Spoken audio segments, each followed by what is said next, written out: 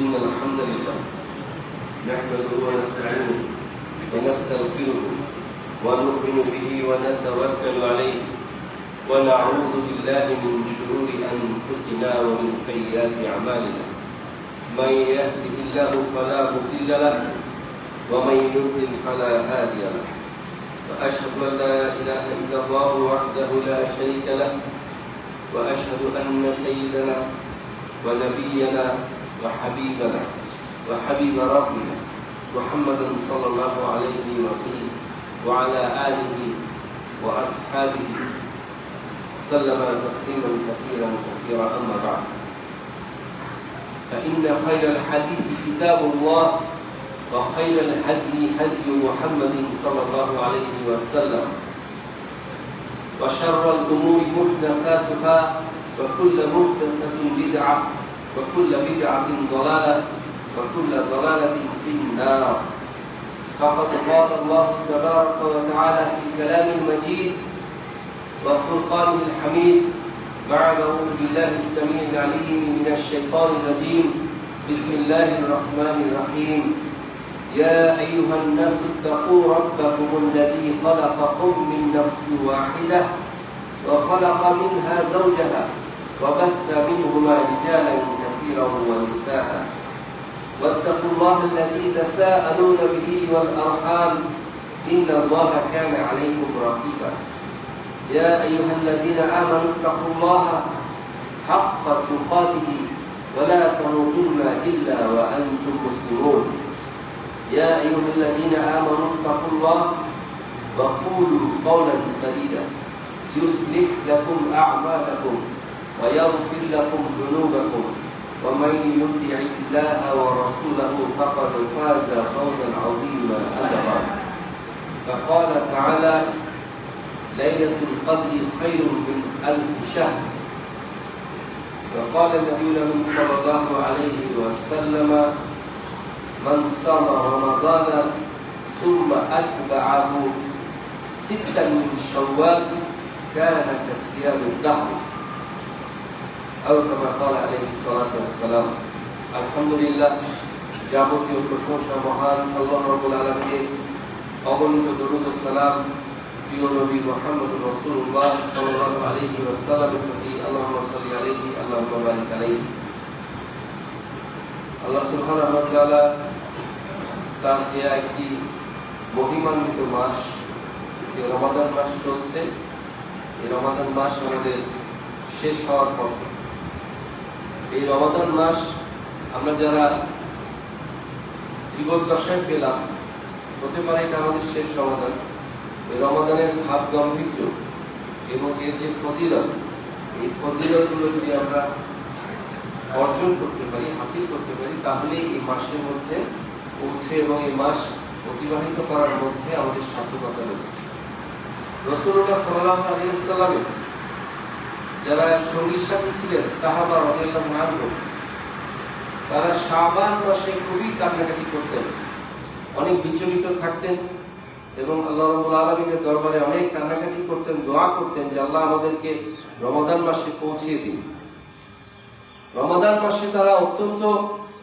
ভাবগম্ভীর্যের সাথে এবং তাদের দৈনন্দিন কাজকর্ম যতটুকু সম্ভব না করলেই নয় এতটুকু কমিয়ে এনে যার যার দায়িত্ব অনুযায়ী সেখান থেকে কমিয়ে এনে প্রচুর ইবাদত বন্দিগির মধ্যে কাটাতেন এবং বিশেষ করে শেষ দশকে রাসূলুল্লাহ সাল্লাল্লাহু আলাইহি ওয়াসাল্লাম নিজে তার পরিবার পরিজনকে নিয়ে রাত্রি জাগতেন এবং লাইলাতুল কদর তালাশ করতে নিজে করতেন অন্যকে বলতেন রমাদান মাস শেষ হওয়ার পরে সাহাবী রাদিয়াল্লাহু আনহুম তারা আবারও কান্নাকাটি করতেন যে রমাদান মাসে যে ইবাদত বন্দেগীগুলো করেছি সেগুলো আল্লাহ সুবহানাহু ওয়া তাআলা আপনি কবুল করুন তাহলে এই মাসটা এমন এক মহিমান্বিত মাস এতটাই একটা বরকতময় মাস যে মাসে পৌঁছানোর জন্য তারা কান্নাকাটি করতেন সেই মাসে পৌঁছে তারা কান্নাকাটি করতেন সেই মাসটাকে বিদায় জানানোর পরেও তারা কান্নাকাটি করতেন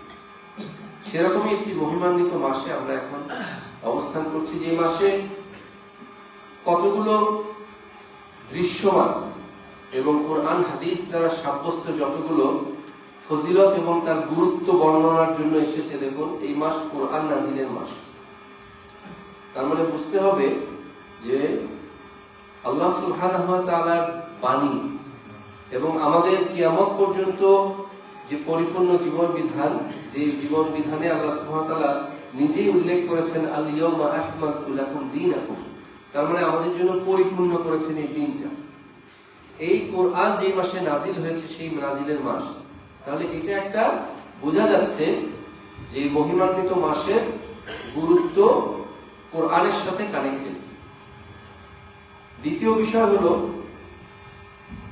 এই মাসে আমাদেরকে এমন একটা রাত উপহার দেওয়া হয়েছে যে রাতের মাধ্যমে আমরা মহানবী রাসূলুল্লাহ সাল্লাল্লাহু আলাইহি ওয়াসাল্লাম, মুহাম্মদ সাল্লাল্লাহু আলাইহি ওয়াসাল্লামের যারা উম্মত আছে তাদের হায়াতের বয়সের যে সময়সীমাটা, এটা তুলনামূলকভাবে আগের জমানা বা পূর্ববর্তী নবী রাসূলগণের তুলনায় আমাদের সময়টা, লাইফ স্প্যান, যে সময় আমাদের হায়াতের, এটা একটু কম।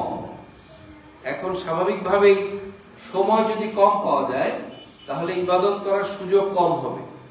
ইবাদতের সুযোগ কম বলতে আল্লাহ সুবহানাহু ওয়া তাআলা তো বলেছেন, ওমা খালাকতুল জিন্না ওয়াল ইনসা ইল্লা লিয়াবুদুন, আমি তো ইবাদত ছাড়া অন্য কিছুর জন্য সৃষ্টি করিনি। তার মানে প্রত্যেকটা কর্মকাণ্ডই তো ইবাদত। সময় যদি কম পাওয়া যায় তাই কর্মকাণ্ড কম হবে। আমার ঘুমানো যদি ইবাদত হয়, চলাফেরা যদি ইবাদত হয়, আমার ইভেন আমার বাথরুমে যাওয়া যদি ইবাদতের মধ্যে শামিল হয়, যদি আল্লাহ রাসূল সাল্লাল্লাহু আলাইহি ওয়াসাল্লামের দেখানো পথ পদ্ধতি অনুযায়ী হয়, তাহলে সেটা ইবাদতের মধ্যে গণ্য হবে। এখন আমি সময়টা যদি কম পাই তাহলে আমার ইবাদত কম হবে, এটাই তো স্বাভাবিক। আমার চলাফেরা এবং আমার কর্মকাণ্ড সবকিছুর জন্য আমি সময় কম পাচ্ছি, তাহলে এটাকে পুষিয়ে নেওয়ার জন্য একটা অত্যন্ত মহিমান্বিত এবং অত্যন্ত বরকতময় এবং অত্যন্ত ফজিলতপূর্ণ একটা রাত আমাদেরকে উপহার দেওয়া হয়েছে। যে রাতের আবার ম্যাগনিটিউড, মানে সেই রাতের কত গুণিতক হবে, কত পরিমাণ বেশি হবে, সেটারও একটা ধারণা দেওয়া হয়েছে। লাইলাতুল কদরি খায়রুন, উত্তম কিসের থেকে? আখরিয়ারু, মানে কিসের থেকে উত্তম? মিন আলফি শাহর। আলফুন মানে হলো হাজার, শাহর মানে হলো মাস, তার মানে 1000 মাসের থেকে উত্তম। অনেকে হিসাব করে বলেছেন 84 বছর সামথিং। তাহলে একটা রাত যদি পেয়ে যায় কেউ, তাহলে 1000 মাস ইবাদত করলে যেমন হতো তেমনি পরিমাণ তিনি তার কালেকশনে নিয়ে নিতে পারবেন। এই জন্য এই রমাদান মাস এতটাই ফজিলতপূর্ণ যে এই মাসে অন্যান্য কাজকে দায়িত্ব অনুযায়ী দায়িত্বগুলো পূরণ করে বাকি সময়টা যথাসম্ভব আল্লাহ সুবহানাহু ওয়া তাআলা এবং তার রাসূলুল্লাহ সাল্লাল্লাহু আলাইহি ওয়াসাল্লামের দেখানো পথ পদ্ধতিতে সঠিক নিয়ম মেনে আমল করার মধ্যে আমাদের কল্যাণ রয়েছে, আলহামদুলিল্লাহ। পাশাপাশি আরেকটা বিষয় হলো যে এই রমাদান মাসে আমাদেরকে সিয়াম সাধনার মাধ্যমে আমাদেরকে বোঝানো হচ্ছে যে আমাদের শুধু মানে কোনো কিছু করাটাই কিন্তু ইবাদত না, অনেক কিছু ছেড়ে দেওয়া ইবাদত। এর ফলে বোঝা যাচ্ছে যে আমরা আমাদের দৈনন্দিন জীবনে শুধু এই মাস না, এখান থেকে শিক্ষা নিয়ে আমাদের বাকি সময়গুলো আমরা মুত্তাকি হওয়ার জন্য, মানে তাকওয়ার নীতি অবলম্বন করার জন্য আমরা যাতে চেষ্টা করি, সেটাও একটা ফজিলত আমাদের জন্য রয়েছে, যাতে আমাদের সেই বুঝটা আসতে পারে। দেখুন, আমরা এখন শেষ দশকে চলছি। আজকে বাংলাদেশের চন্দ্র মাসের হিসাব অনুযায়ী আজকে 13ই মার্চ, মানে 23শে রমাদান, মানে আজকে দিবাগত রাত হবে একটা জোর রাত, মানে 24-এর রাত। শেষ দশকে রাসূলুল্লাহ সাল্লাল্লাহু আলাইহি সাল্লাম অত্যন্ত কঠোর ইবাদতে আত্মনিয়োগ করতেন। এর একটা বড় কারণ হলো শেষ দশকের মধ্যেই লাইলাতুল কদর রয়েছে। যতগুলো মত আমরা দেখতে পাই, ইখতিলাফি মাসআলা যেগুলো আমরা দেখতে পাই, ইখতিলাফ মানে হলো মত পার্থক্য, ইফতিরাক মানে হলো দলাদলি। আমরা দলাদলিতে যাব না। আমরা মত পার্থক্যের মধ্যে যেগুলো দেখতে পাই তাতে একটা মতে দেখা যাচ্ছে যে শেষ 10 রাতেই লাইলাতুল কদর খোঁজার চেষ্টা করা। আরো যদি আমরা মত দেখতে পাই সেখানে দেখতে পাচ্ছি যে বেজোর রাতগুলোর মধ্যে লাইলাতুল কদর খোঁজার চেষ্টা করা। আরো একটা মত দেখতে পাচ্ছি যে 27 রাতে লাইলাতুল কদর খোঁজার চেষ্টা করা। আবার এমনও দেখতে পাচ্ছি যে আমরা সূরাতুল ফজরে,